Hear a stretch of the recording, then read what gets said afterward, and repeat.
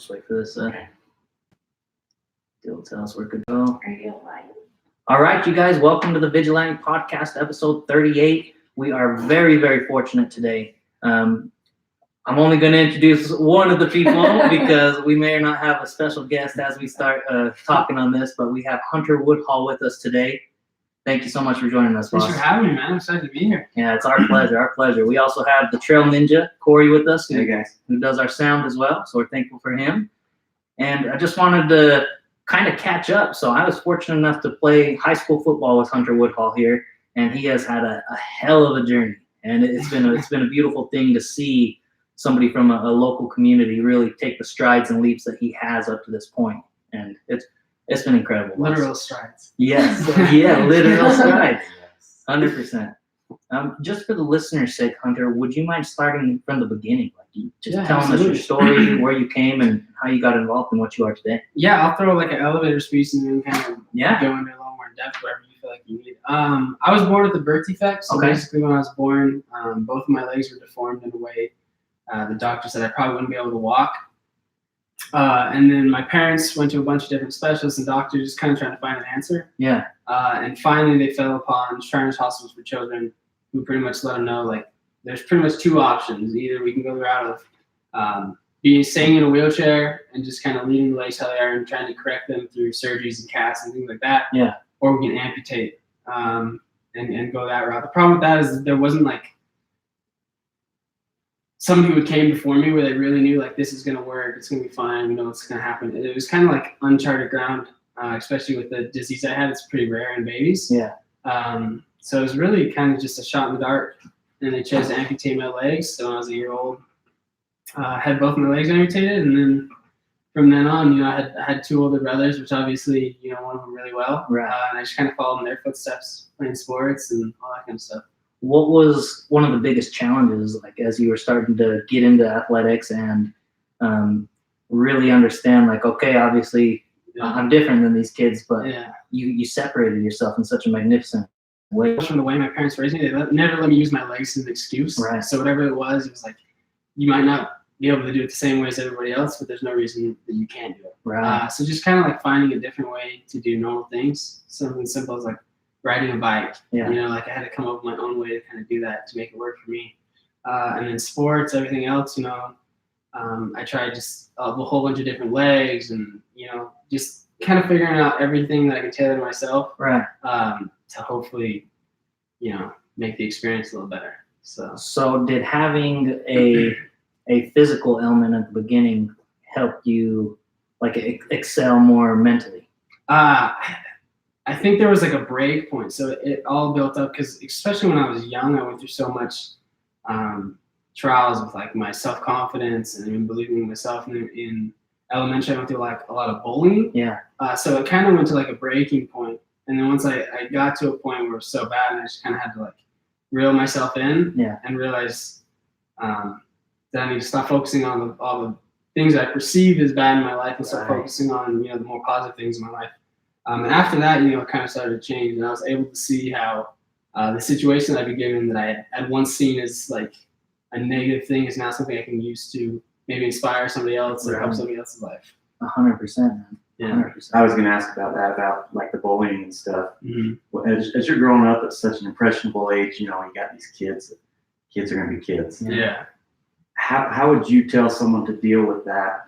Like, is it parents that kind of instill in you, hey, they're just kids, don't listen to them? Or do you have some of that yourself where you're like, you decide, I'm not going to listen to what these guys are saying? Yeah, I mean, it's a little bit of both, but especially for young kids, I mean, I think it's hard to, go to your parents with that problem for a few reasons. One, it's like embarrassing. Mm-hmm. It's like, it's hard to like open up and be like, yeah, I'm the kid, I'm that kid, and secondly, it's like, yeah, but they don't understand.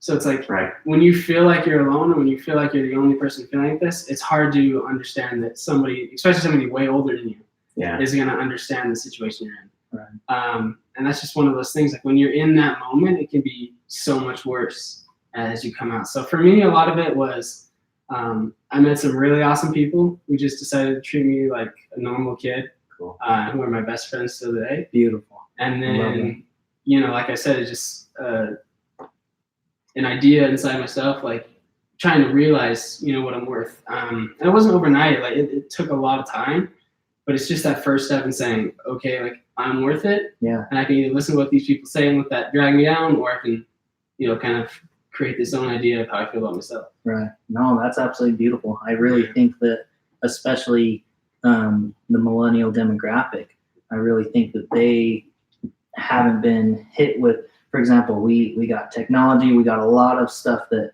advanced us for ease of use. Like we have a lot of tools that make life a lot easier now. Mm-hmm. And I feel like there's so many people that haven't been hit with that adversity. So as soon as they get into the real world and they start facing that adversity, they get to that point where you were at such a young age because you were forced into that path. Mm-hmm. And just being able to help somebody in that demographic who's in that dark spot right now, who's going to work and man, I'm just not happy. They don't feel that value in themselves. They don't feel that worth.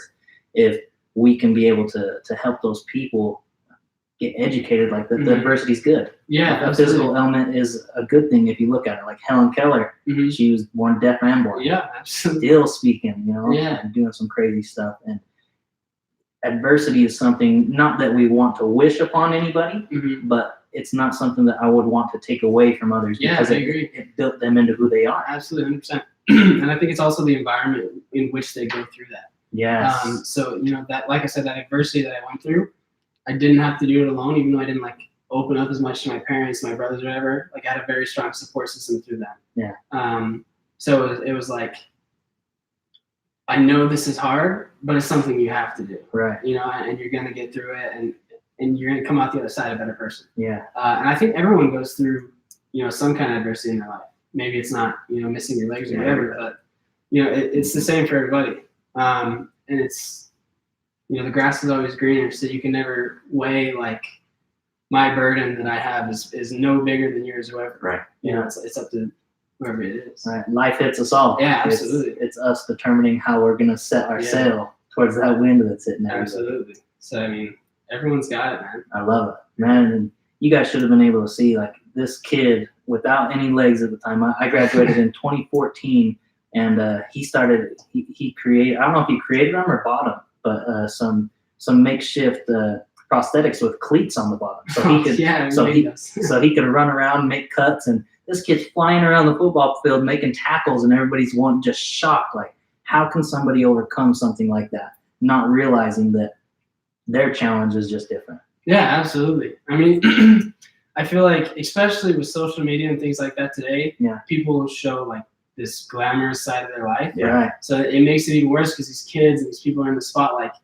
Holy, look at this person's life. Right. And now I'm here. Right. In this horrible spot or whatever. And we've experienced that a lot. My girlfriend Tara Davis is here as well. She's a track athlete. Tara, we hope to hear from you today. But we do a lot on social media. We try to be like as transparent and real as we can. And we'll have a lot of people still reach out to us like, why are you so happy? Yeah. Like, why are you always so happy? And it's like, you got to realize, no one's always happy. Yeah, right. It's just the way in social media and our world is today that portrays that. Yeah. So everyone goes through struggles. 100%, man. And there's, just like you said, that big separation between social media. What would you urge somebody going through a dark position where they're seeing all their friends, they're seeing everybody they look up to in the place they want to be, but you're not where you want to be yet? Get where you want to be. I know that's hard, but it's like, the longer you procrastinate, one of my biggest things is yesterday was never here and tomorrow never comes. Yeah. It's always today. Right. So it's like there's no reason to put something off until tomorrow because tomorrow's never going to be here. Right. Because tomorrow's then going to be today. Right. And like, all right, I'll do it tomorrow. Exactly. And one of those things is like, I don't have the motivation, this or that. A lot of times I'll tell people, find somebody who has done something that you want to do or something similar to you, and see what they had to go through. Because I'm sure there's something, and use that as kind of like a motivation. And hopefully, right now I'm kind of making that path for somebody else. Yeah, I think more than just somebody else, and mass of people. Yeah, and not just for me. I've had those same people in my life. That's why I say that. Right. I've had people I look up to and that help motivate me. And it's like, well, if that person can do it, what's stopping me? Exactly. Who's one of those people? There's a lot of people. One of the biggest ones and this is kind of controversial, but when I was growing up, I don't know if you know who Oscar Pistorius is. No, I don't. He was a blade runner as well. He ran the Olympics. Post-career, some other stuff I see happened. the one with the trial. Yeah. Okay. Yeah, What, the one with the was that trial India? with his girlfriend. South Africa. I didn't know Anyways, he yeah. was Apart from the negative stuff, though, Right. what he did on the track is like kind of the same as me. Yeah. You know, he came with a disability, when anybody else tell him what to do, and you know, he worked his way up. Right. And that's just what it's all about. But it doesn't even have to be famous people either. Like a lot of times, like even my dad. Yeah. You know, he came from a spot that wasn't like, he wasn't very wealthy. He was struggling. Right. You know, grinding through it, and you know, through a lot of hard work, he's made himself successful. Right. So it's just like, whatever your circumstances are, it's up to you. Whatever you want to do. Yeah. I like And you it. just gotta do it. There's a quote, I don't know even know who says it, but it's like humans, it can either be a creature of circumstance or a creator of circumstance. Yeah, I love that. We're always creators, you know, we make our own world, we create our own reality. Absolutely. There's no reason not to. Exactly. So what got you into track, Hunter?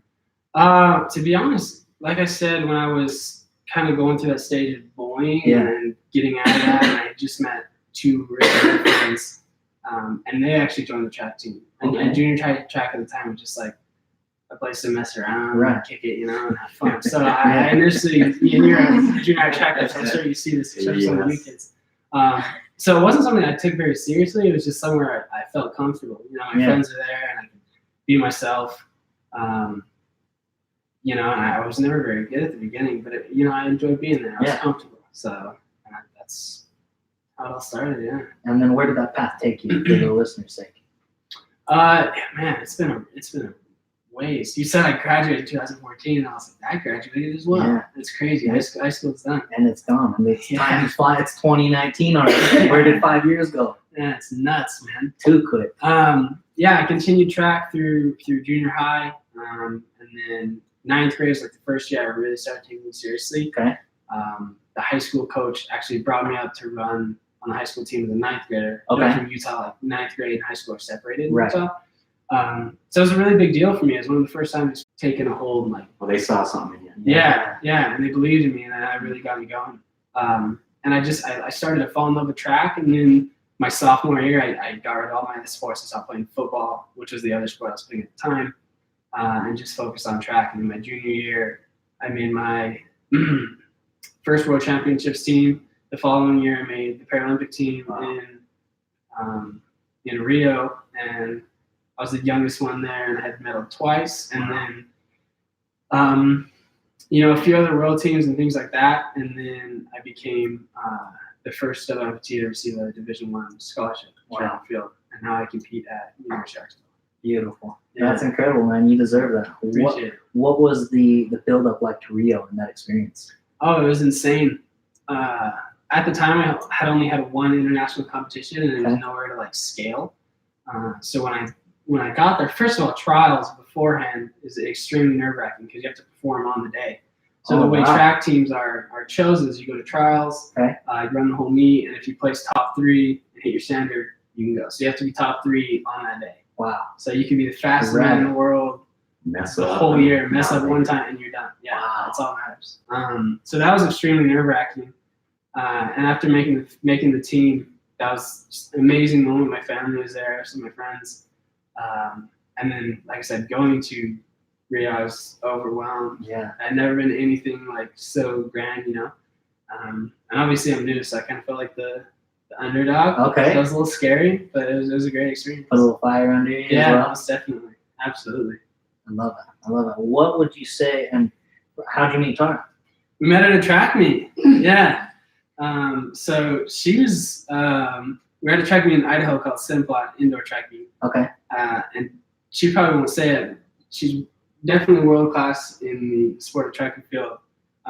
Lightning fast. Yeah. Junior world record in the 60 hurdles. Wow. Yeah. Freshman record for all collegiates. National record holder multiple times.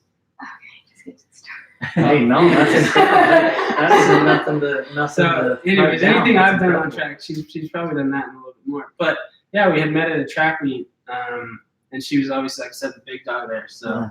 I was a little, you know, off-standish because I was going to approach the big dog. And she came up to me after my race. Really? Yeah. Making moves. Just like that. Yeah, she just Start a conversation and gets whatever she wants. Actually, I didn't even start a conversation. I kind of just hugged him, and that was it. was that the first time you had seen him? Yeah. Ever. Well, I saw him warming up. Yeah. I was like, ooh, that guy's. Has cute. no legs. Okay. I didn't even know. I didn't even know he had no legs before. Yeah. I just didn't even care. And then I saw him run, and I was like, that's the same guy. I was like, What if you didn't know how legs and you hug me and you're like, oh. dang it. Deal breaker. No, and then I gave him a hug, and then I told my parents about him. My parents really didn't care. Why would they? I don't know. But then Like, what do you mean they didn't care? I was just talking about Did you boys met like someone? a little yeah. I'm not attracting a hate focus. Right. Not like at boys. Right. But and then went back home, followed each other on social media. I slid in his DMs. Oh, all right. Listen, but No, 2 years ago. 2 years we're almost strong. That's incredible. That's way cool. How was your high school career in track? it was really good. More than anything, just the experiences. Like I fell in love with the sport in high school. That was my favorite time. Yeah, absolutely, man. I mean, you know, whatever accolades or things happen in high school, those things kind of come and go, and you kind of forget and you move on to the next thing. But the friendships you make and those moments you have in the sport, those last forever. Yeah. And I mean, those times are what makes you fall in love with the sport or whatever you're doing, you know, for, I'd say, the entirety of the time you're actually doing it. Those big track meets, like just the invitationals and stuff. I love them. Yeah, Just all man. the schools are there and all the Absolutely. people. I loved them. Yeah, experiencing that with your friends. I mean, college is so much different because at that point it turns almost to like a business and a Full-time like a job, you Yeah. know. And you have your whole school schedule and everything else. So the people on your team you're so close with, but it's not quite the same. Right. You know, it's high school. Like in high school, like the guys on my track team, I would see them at school, before school, at track practice, after track practice. A lot of times you on the take the same weekends. classes together on Exactly. purpose. Yeah, absolutely. So you really build that bond, and it's more about that than the running. And I feel like, I'm sorry for cutting you off. I feel like that's when you perform your best. It's like Yeah. when you're having fun with something. Yeah. It's like 100%. that's good. You're involved. You're excited Absolutely. to be there. Like Yeah. you said, you're focusing on the today or right now instead of tomorrow or yesterday. Just Yeah. being able to put the grind in. For sure. I love it. What would you say is the biggest difference between high school track to college track? D1, is that where you're at, correct? Yeah, dude. Yeah, SEC in the SEC, which is Wow, that's big time. intense. Yeah. Like I said, the biggest difference is like everything is performance. It's like obviously the coaches and staff and everyone cares about you, but when you get to Division I track and field, especially in a tough conference, Power 5, they care about you scoring points. Results. Yeah, I mean they want conference titles, so intensity goes up, training goes The up. workouts. That's Yeah. what helps. What was Yeah. funny. Oh, The it goes workouts. way up. And then I'm sure, I mean, anybody can second this, especially tires. Like, especially if you move somewhere that you're not used to, Yeah. you're now changing everything. You know, like I went to Arkansas, I didn't know a single soul. I had nobody idea who was there. Right. So I'm changing that, my social aspects. I'm changing where I'm living. You know, I'm getting food for myself now. I don't Right. have my mom where to take care of me. Right. So you change a lot of things. I mean, it's, you know, a shift in your whole entire life. Yeah. What would you say is the biggest perspective change since you've been out in Arkansas, seeing the new? Oof. Life sucks. It's Life's hard. Absolutely. By yourself, without your parents, life is hard. It's shoot, I don't know. I've learned to like not take things for granted a lot more. Wow. And I mean, what she said about like not having your parents is tough. Luckily, I was able to like live on my own in California in the summers and stuff, so I kind of got a little bit of independence from my Right. parents. But man, when you know move somewhere on your own and you don't have all those little things you had before, home cooked meals or whatever it is, Right. you know, you start to miss those really quick. And just the simple things, you know, that you had before. It's just like, Would you say that when you're out there, that being in a new environment, like not knowing a ton of people, amplifies your workout? Like when I'm in a secluded place, like I feel like I can get more work done and I can really start Yeah. executing more. When I come back home and there's all the distractions, you know, yeah, it's like I feel like I'm not as productive. yeah. You feel the same No, way, or I totally understand that. I think it kind of varies on what I'm doing. Yeah. So especially going there at first when I started working out with all these other athletes, I'm like, okay, these are SEC athletes, these are D1 athletes, like I have something to prove now, Right. you know? So it was almost like my freshman year is just keep my head down and like try to earn my keep, you know? Beautiful. Whereas back in high school, it was more like, towards the end of my career, at least, it's like, all right, I got this like kind of locked down. I know what my deal is. I know what I do. Right. Well, so does everybody else. That's the thing with, especially high school, is when you're the best, everyone else is afraid. Yeah. You very rarely have that one or two people that I'm gonna go get that guy. Yeah. Most of the kids are like, I've already lost this. Yeah. Yeah. And my freshman and sophomore year, I had those guys. There was kid named Trevor Levitt, and he was like the untouchable. I'm like, well, maybe I can get second. Yeah. You know? And it was like there's all those people. There's people for everyone. You know? Right. After I left, there's someone for me. It's a continuous cycle, which is good. That's what fuels the sport. Yeah, 100%. Always improving, always getting better. If there's no one to beat, what's the point? You know? Yes, I love it. Absolutely love it. So, what are you going to school for? I'm a business marketing major. Yeah, I'm a minor in communications. Awesome. That's a great path to take for sure. Definitely. And then Tara, are you going to school as well? Yeah, I'm at University of Texas. University of Texas. That's not too far from each Yeah, other. I was at Georgia before, but I transferred over in January. Okay, gotcha. What's been the biggest change from transferring schools there? There's a lot. The schooling is completely different. Yeah. At Georgia, yes, it was hard, but Texas is harder for some reason. I don't know. Maybe I'm just not applying this. I don't know. But I think on the sports area for track, the coaching is completely different. Okay, gotcha. I feel more respected as an athlete. Okay. Whereas at Georgia, I was just like another athlete. Why do you think that is? Well, when I was at Georgia, we won a national championship. He had multiple girls, this is the coach, multiple national champions on the team. Like he didn't pay attention to his athletes the way he was supposed to. So favoritism, maybe? Yes, but it was more ego. And like I said, it's probably like, especially in like bigger conferences, these coaches care about winning conference titles, national titles. So I feel like sometimes it can become more about that rather than the actual athletes themselves. Yeah. And now that I'm at Texas with this coach, his name's Coach Flo, he cares about athletes. He cares about the mental health of athletes, cares about their physical abilities. So you can tell in a coach. Yeah, no, definitely. Holistic health. Yes. Yeah. And for athletes, if they're watching this and like they're in the recruiting process, you have to don't pay attention to the good side of the coach. You have to look at the bad side also and look at how everyone else talks about him. Because if there's other people talking about this person, then they're probably right. And there's like two sides of every story, obviously. But I just paid attention to the glitz and the glamour. Yeah. And actually think about, okay, what am I going to do with my future? Right. But that makes 100% sense because even like in the dating game, if you meet a new person, like all you're seeing for the first 3 months is all the great things about them, and then the honeymoon phase goes away, and you're like, oh damn, this is a real person. Yeah, I might have got myself into something I wasn't ready for, you know. So no, that makes 100% sense. Just really bring discernment to the table when you're on those recruitment trips. Yeah. See, that's my thing with being a coach too is. You want your kids to win. Yeah, absolutely. You want to win those championships and stuff.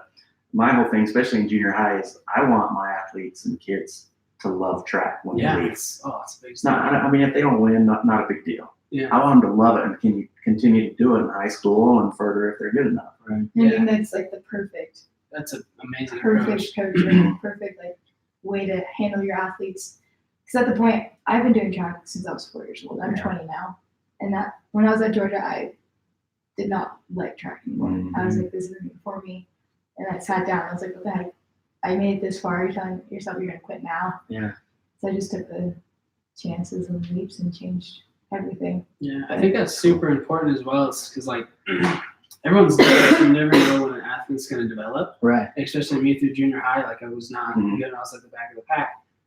But it took like a coach believing in me and kind of instilling that in me and creating a love for the sport that kept me going. Right. And if I never got that, there would have been no point for me to continue. I never would have seen, what was to come next. Yeah. So you never know what's going to happen. Right. You know? Like you never know when you're going to hit that point where your body starts developing. training changes, whatever brings you to the next level as an athlete.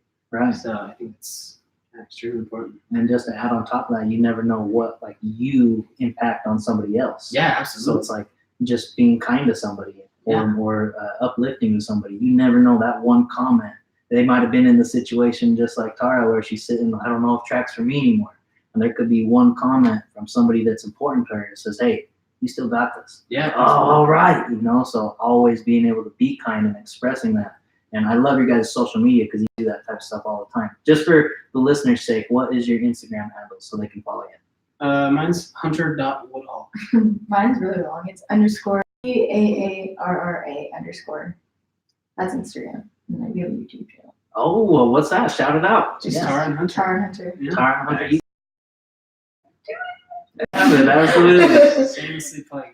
Yep. What's you guys' the theme of your YouTube channel? You get this question so Yeah, much. it's really just whatever. We don't really have anything. It's just kind of whatever seems fun at the time. We do a lot of like track related stuff. And other than that, it's like, silly things. Like one of the last videos was like Tara was waxing my leg. Okay. Or like, Okay. just fun things. We painted each other. Just whatever. Just living it up. Yeah. Okay. I It's love it. fun. So, and like I said, the same thing with our other social medias. It's like we try to be genuine and Right. real. And a lot of people have said, and this is one of the reasons we love it so much, is like them seeing me just living a normal life. Yes. It like opens up that door. It's like, okay, like I can have that as well. Right. He's missing his legs, but he's living a normal life. Yeah. He found a girl, like everything's cool. Like you can have a normal life. Like you just gotta make whatever your situation is, you're normal. It's because you got to realize that the people that don't know you have this perception of you, Yeah. and that's how they think they know you until they see Yeah, what you're like. absolutely. Yeah. So And that's something I think I need to work on getting better as well as documenting everything. yeah, absolutely. Like even like, oh shit, it's been a 13-hour day on this already. I'm tired, but I'm gonna make it happen. Yeah, Yeah. absolutely. And yeah, it's hard, but just like I said, being able to show those like struggles and the hard days and Right. the long days and all the work or whatever, it makes you so much more like human Yes. for somebody, especially somebody that's like elevated on a platform, whether they're athlete, creator or something. People have this idea that like a number on a screen means anything. Right. That means nothing. Like when Exactly. people put them on this Yeah. pedestal of like they must be better than me. That means nothing. Right. Like if all the internet went down and that would go away, we would all still be humans. Exactly. So it's like realizing like me, you, or whoever else, we're all the same. Right. It's just flesh, bone, and skin. And that's why so many people like Conor McGregor too, because they got to see the videos of when he wasn't anything. Yeah. And then boom, they got to see the rise to 100 million. And now it's like there's that separation. Everybody puts him on a platform, but if you go back to his day one videos, Yeah. it's like, oh shit, he's just another guy. It's just another guy. I can be like that. I can make, if he can make 100 million, I can make 100 million. Absolutely, man. I mean, it's about getting that mindset. Right. Once you're like, okay, this is something that's plausible. It's Yes. possible. Now, how do I get there? Right. So it makes sense. Where do you see yourself going in track moving forward? What year are you guys, first of all? We'll Yeah. be juniors. Okay. Yeah, incoming juniors. And she's a sophomore in track. I'm a junior in track. Do you have to sit out a year? 'Cause Yeah, I had to. That was this year. Yeah. It was rough. Oh, I bet. You still got to practice and train. Yeah, I still practice, still compete. I don't compete with my team. I can't wear University of Texas Oh, wow. uniform. Really? Can't have anything associated with that to You're me. kind of like an independent. Yeah, Yeah. I can't even exactly. talk to my coach. And Gotcha. a lot less meets as well. She Yeah. maybe had 5 meets this year, and Wow. in the NCAA probably had 30. Yeah, a lot. So, I mean, we race like every weekend. Wow. And it's indoor and outdoor. Yeah. And And then then summer. summer track as well. Do you like one better than the other, indoor or outdoor? Outdoor for sure, yeah. Indoor's tough for me. Indoors, if you don't know much about track, indoor's a 200-meter track, so a normal outdoor Oh. high school track is 400 meters. Right. So it's half the size, which means the curves are twice as tight. And then Gotcha. they bank them up like a NASCAR track. Oh, Yeah, so okay. it's banked. So for me, it was really the taller you are, I think the harder it gets. Because you want to keep like that low Yeah. center of gravity. Yeah, I yeah. love coming on those banks. Yeah, But I'm it's- so short. Yeah, it's tough.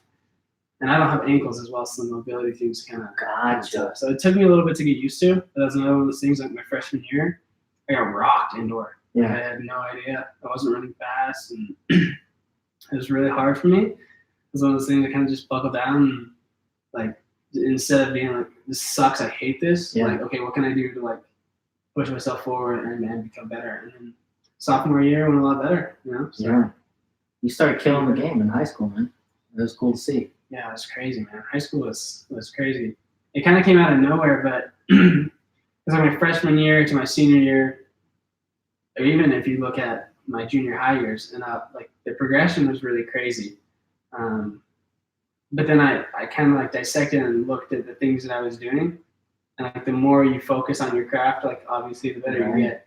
Mastering your craft. You look at sophomore or junior year and like, okay, what happened here? And I'm like, oh, that's when I started doing this training or this eating habits. They're not going out, Right. staying out late or whatever, and you can kind of see like what's making that improvement. How often do you reflect back on your past to improve for the future? I mean, I try not to like dwell on the past too often, especially not on like positive things. So, like I said, with like medals and accolades, it's kind of come and go. Yeah. So I never really look back on those for like motivation or anything. I often find myself looking back, like when I'm going into fall training. I haven't been training for a month or two, and I'm like eating whatever I want and gaining weight, and I look back, like that's what I need to be like. Yeah. Lose some weight. And that's really about it. I mean, I think instinctively all of us kind of look back on the past and see where we came from. Right. Like, wait, don't want to do that. So Right. I keep moving Make an forward. adjustment here. Do you run more than one event, or do you have a specialized event, or what do you like the best?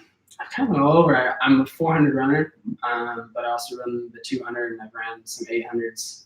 First year of my life, I ran more 800s than 200s, though, which is new. And then the 4x4, 4x1 occasionally. What do you enjoy the most? 200 probably. I enjoy the 400 the most, but it's painful. Mm. So it's one of those things. Like every time I step up for a 400, well, after it's like, okay, I'm really glad I did that. Okay, You know, it's just gotcha. like the nerve, because you know how it's gonna feel. Oh yeah, I have to remind my kids that a 400, guys, a 400 is a sprint. Yeah. It's not a pace race. It's a sprint. Really, the whole way? Yes. You know, once you figure, I mean, yeah, it's crazy. But 50-something seconds. Faster than that. What are you guys running in the 400? I don't run it. yeah, she never ran a 400 in her life. Yeah. Maybe one 4. My PR this year is 46.2. Wow. Yeah, That's fast, man. it's gotta be faster. But yeah, it's Exciting. getting there. Slowly but Always. surely. And it's just I ran about the same in high school. Like I said, my freshman year was really rough, just adjusting. Okay. Especially in track and field, when you change a coach and your training program changes, your body takes some time to get used to that. Okay, gotcha. So it's pretty common for freshmen to, be a little off their first year. And then, like I said, my second year I came back, just like the coaches would say. And looking forward, hopefully it keeps going. But You have the high school state record, right? I believe so. Yeah, What is that I time? think 46.24. Okay. I think someone broke the 200 one. But they also switched. Our school went to 6A now. It's just 6A. Yeah. So yeah, everything's changing. I would love if somebody broke it. That'd be awesome. I mean, Utah track and field it's okay in the distance. Amazing, Mhm. amazing distance runners. But I would love to see sprinting develop Yeah. in the state, compete on the more national level. Yeah, I agree. What does recovery look like after a track meet for you guys? Oof, man. Everyone kind of has a different thing. Tar loves ice baths. Okay. I hate ice baths. I don't do ice. I'll do a lot of like warm baths with like Epsom salt, Okay. relaxing muscles, and then there's a lot of like hands-on treatment. So we do a thing called Normatec. I don't know if you know what that is. No. It's like inflated boots. Oh, All the okay. way Yeah. up to your hips, and the ones that press air all over the place and kind of get rid of lactic acid and that stuff. And then a lot of soft tissue work, some massages, and Grastins, all kind of stuff. Stems. Oh, I love STEM. Yeah, we do a lot of STEM. So I mean, there's all kinds of stuff. She just at USA, she's on national championships. She was doing dry needling, which is like acupuncture. Oh, And okay. then How is that? acupuncture with like the stem. with it. Did they have those little suction cup That's things too? cupping, yeah. They do that as well. I do that all the time. But dry needling, I enjoy it. I enjoy it. Most people don't because it hurts, but like I feel it, and it's like just a little needle that goes into your muscle, and Where do you have it done? I got my back. I have really bad Okay. back problems. But it goes into the muscle and like it like shocks the muscle, and then like the muscle just like relaxes.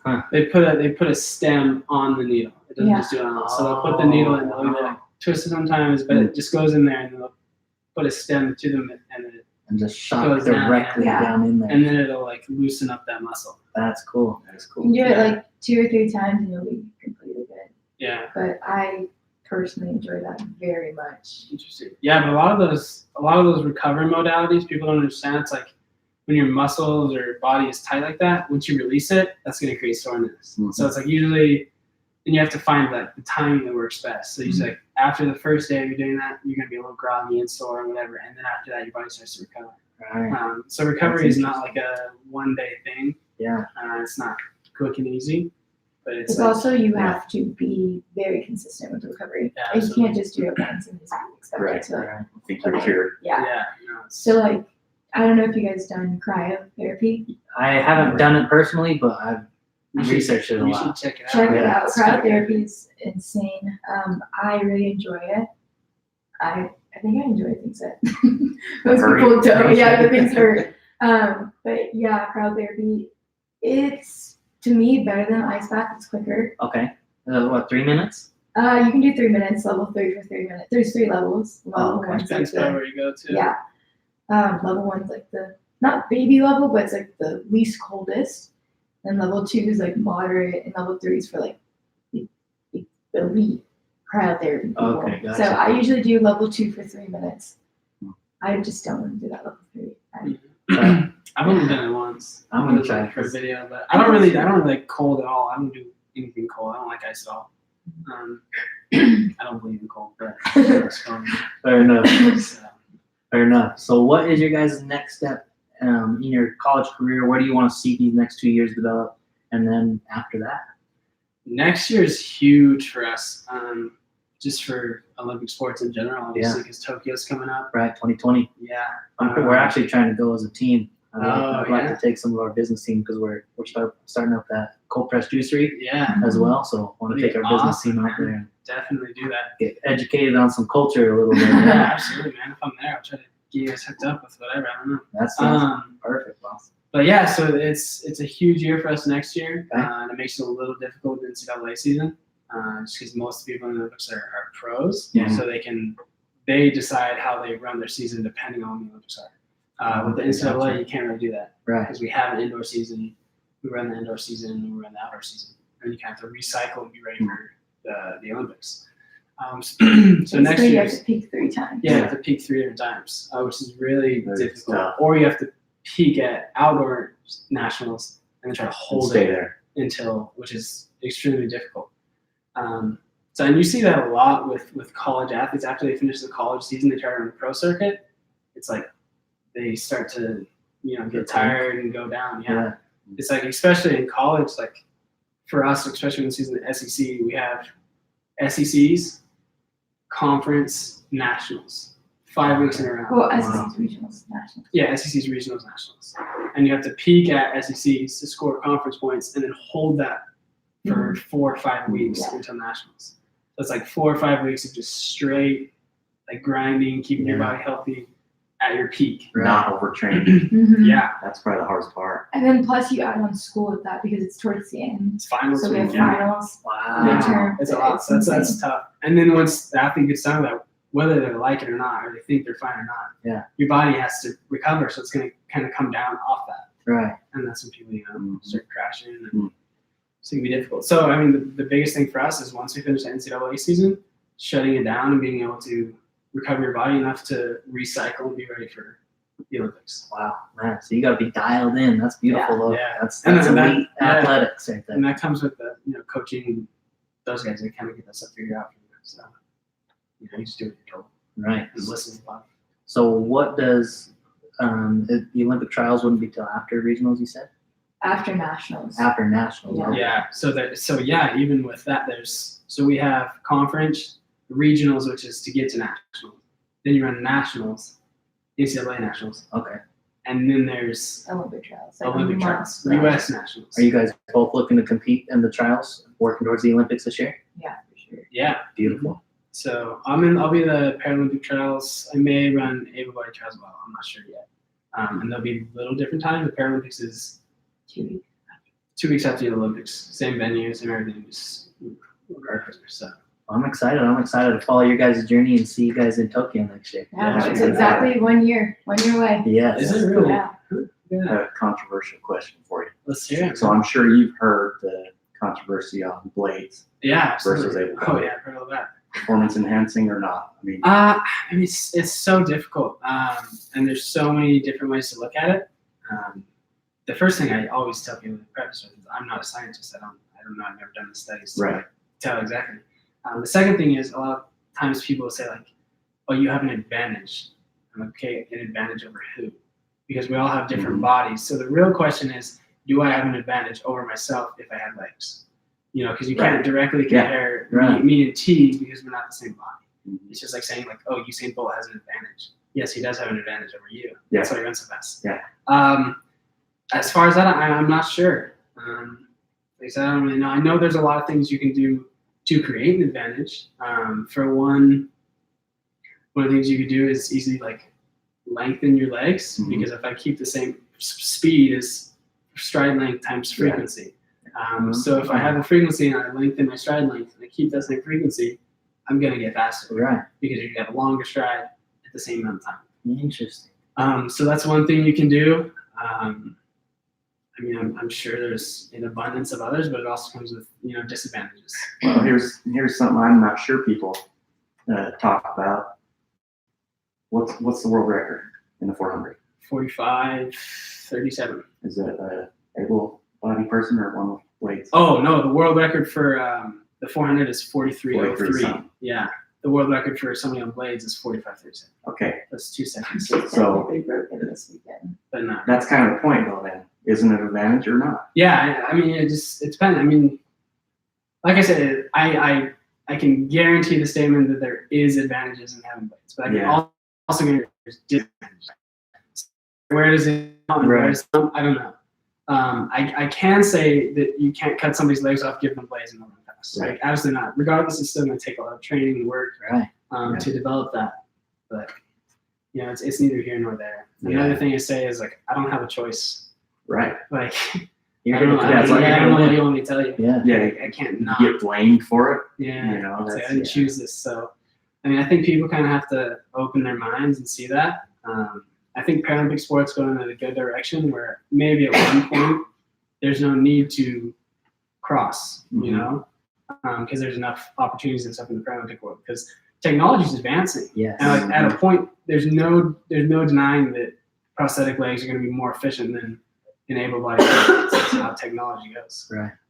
So at that point, I think it's good for us to celebrate technology Yeah. and be that excited. Say some dude blades runs 30 seconds in the 400. It's awesome. Yeah. Like technology's great. You guys do this together, and it's fair playing ground because you're running with other people in the same space.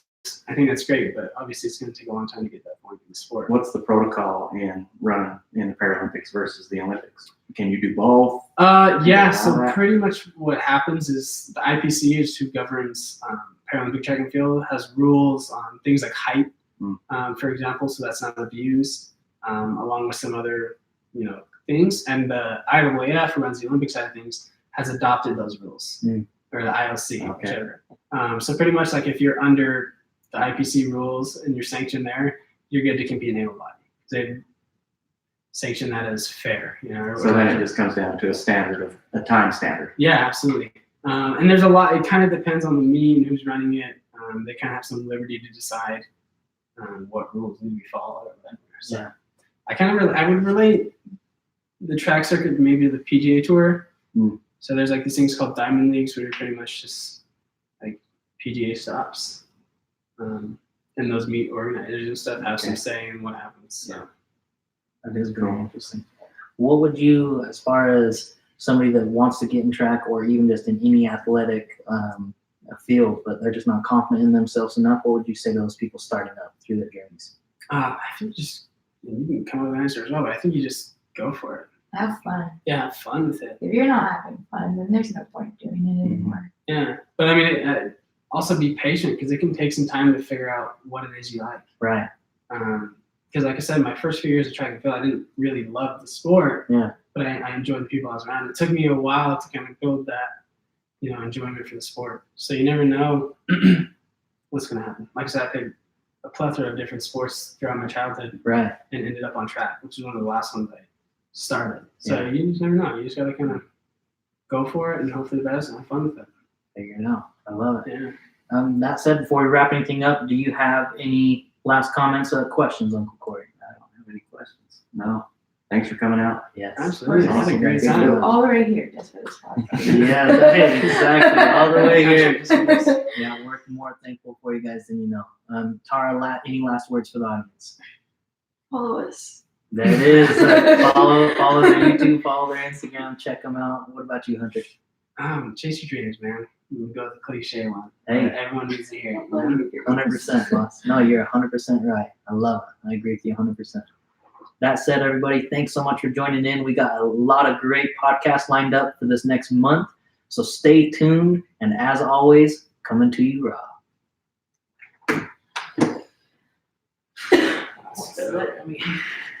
That's good. Yep, that's Yeah, awesome. I liked it. That's Tex and Rita. Like So yeah, my buddy, when I was a senior,